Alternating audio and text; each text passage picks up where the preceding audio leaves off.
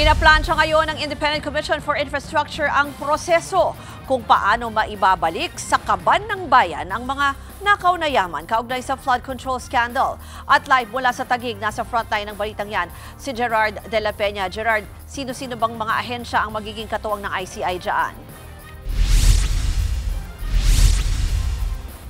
Ruth, nag-meeting nga ngayon dito sa opisina ng Independent Commission for Infrastructure, yung technical working group na binubuo ng iba't ibang ahensya ng pamahalaan na tututok para maibalik yung mga nakaw na yaman na may kaugnayan doon sa flood control scam. Ilan nga dyan sa mga ahensyang yan nakasali dito ay ang Bureau of Customs, ang BIR, ang CAAP, DPWH, ang Anti-Money Laundering Council at marami pang iba.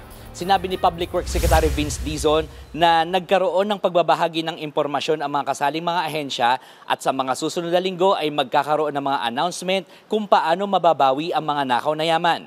Sinabi naman ng Civil Aviation Authority of the Philippines o ng CAAP, kahit na nasa ibang bansa ang 3 air assets na nauugnay sa mga kumpanyang pagmamayari ni dating Ako Bicol Party List Representative Zaldico, ay maaari pa rin itong mapabalik ng Pilipinas. Ang isang helicopter daw ay lumipad ng Malaysia noong Agosto para sa isang medical evacuation. Ang isa pang helicopter ay nagpunta rin ng Malaysia habang ang isang fixed-wing aircraft ay lumipad papuntang Singapore.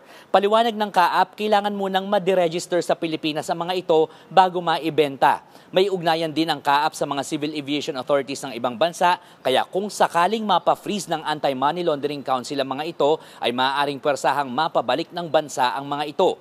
Ang 10 pang air assets na nauugnay din kay Ko ay namomonitor pa ng CAAP at ginagamit pa raw ngayon para sa mga maintenance flights. Samantala, sinabi naman ng Bureau of Customs na target na nilang ipasubasta ang ilan sa mga sasakyan na pagmamayari ng mga diskaya sa November 15. Sa 30 sasakyan ng mga diskaya, 7 ang voluntaryo ng ibinigay ng mga diskaya para sa forfeiture, kabilang narito ang isang Bentley at ang Rolls-Royce. Ang 6 naman ay inaareglo na raw ng mga diskaya para bayaran na lamang ang mga kakulangan pero dedesisyonan pa raw ito ng BOC. Ang 17 pang sasakyan na nabili umano sa mga lehitimong dealer ay pinahold muna ng Bureau of Internal Revenue para sa pagsilip kung may kakulangan sa buwis na ibinayad dito. May mga nagpahayag na raw ng interes sa pagbili sa mga sasakyang ito. Ruth, maging transparent daw ang Bureau of Customs sa proseso ng pagpapa-auction nitong mga sasakyan na ito at sa mga susunod na linggo ay maglalabas daw sila ng guidelines kung paano makakasali yung mga interesado na gustong sumali dito sa auction. Sisiguraduhin din daw ng Bureau of Customs na hindi makukuha ng mga kamag-anak ng mga diskaya ang alinman sa mga sasakyang ito. Ruth. Yan po ang Express Report ni Gerard de la Peña. Mga kapatid, Ruth Cabalco, para sa mabilis na pasada ng mga balitang dapat niyong malaman, mag-follow at mag-subscribe sa social media pages ng News 5.